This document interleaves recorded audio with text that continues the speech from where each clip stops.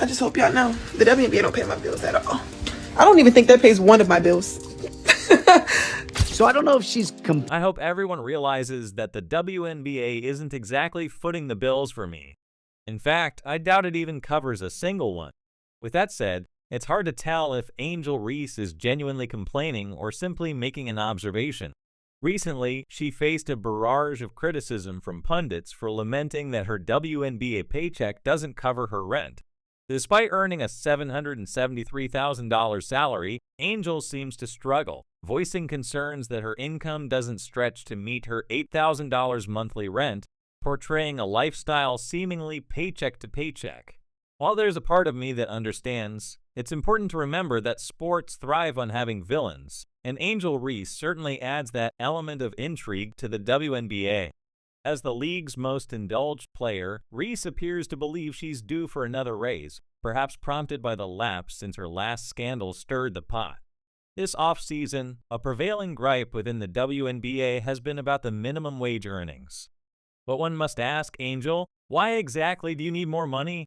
This season saw you on the court for merely 10 games, while Caitlin Clark pushed through 38. Your games draw 7,000 fans each clearly. There's a spectacle element you bring to the table, which is invaluable. Yet, there seems to be an expectation for a salary that rivals LeBron James. Let's face it, it seems you're playing the fame game more than basketball itself. Angel Reese, self-dubbed the face of the WNBA, portrays herself as a victim of life's cruel game. Earning a salary of $73,439, she audaciously claims it's insufficient for her $88,000 monthly rent. Indeed, residing in a home that racks up $96,000 annually in rent and questioning why her finances are amiss might seem detached from reality to many. For someone in Chicago, where average rent is around $2,000, her fiscal grievances might seem laughable. It's almost as if the concept of basic budgeting eludes her.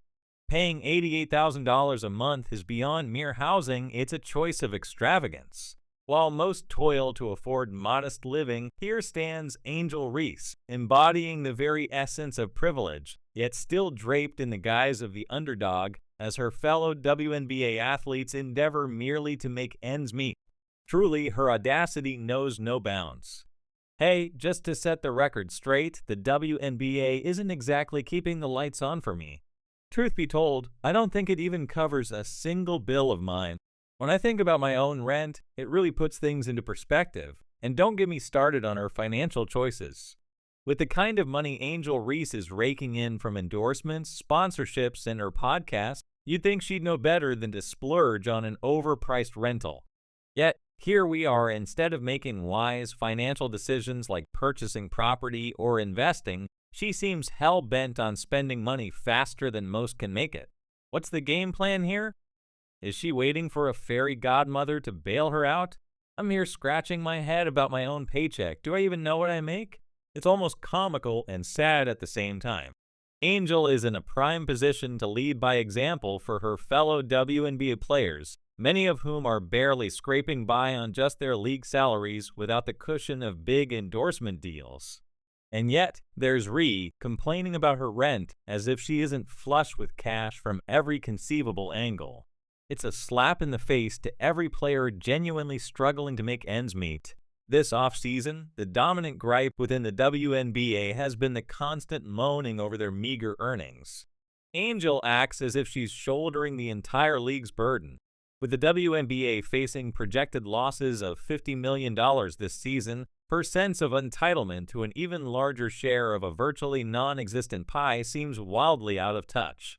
Maybe it's time she took a hard look at the league's financials before crying foul. And let's not even go into the whole but her endorsement spiel. Sure, Angel has sponsorships, but she's hardly the only one in the league facing harsh financial realities. Most of her teammates are struggling to get by without the luxury of lucrative deals.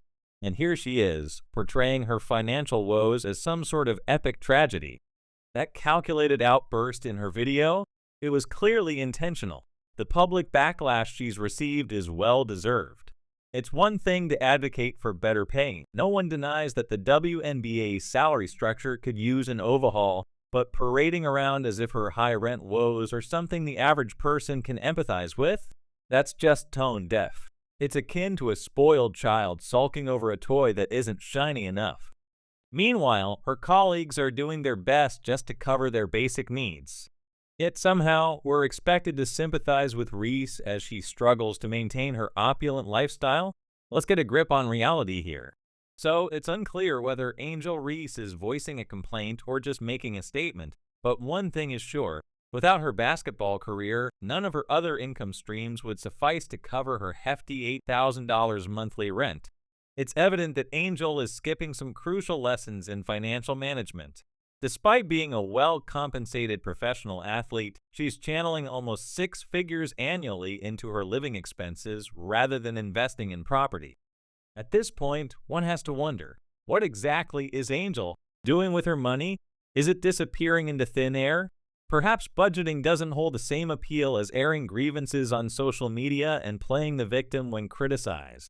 Living out what seems like her own reality show, Angel prioritizes live streaming at glamorous events over the sport that pays her bills. Instead of honing her basketball skills, she's more focused on building her social media presence, which begs the question, is she a dedicated athlete or just another celebrity chasing likes? Angel's reluctance to model lingerie likely stems from her vocal discomfort about how lonely men on social media perceive her, which she finds disturbing. Yet she doesn't shy away from stirring the pot within the WNBA, striving to embody the league's villain while simultaneously lamenting over financial matters when it suits her narrative. This contradictory behavior has not gone unnoticed, drawing eye rolls from both fans and analysts alike. Her complaints about inadequate, woke welfare donations from supporters are particularly ironic given her substantial income. Instead of leveraging her platform to champion meaningful changes within the WNBA, Angel wallows in self-pity, ignoring the genuine struggles of her less fortunate peers. It's an affront to every player who grinds through the season without the cushion of endorsements. Angel, you possess the means to effect change, yet you choose to lament your circumstances.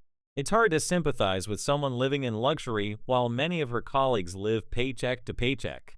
Instead of capitalizing on her visibility to advocate for financial literacy or better support structures within the league, Angel indulges in melodrama, bemoaning a lifestyle that most can only aspire to. This isn't just about salary, it's about a person who squanders her potential on frivolous complaints rather than fostering a sustainable financial future.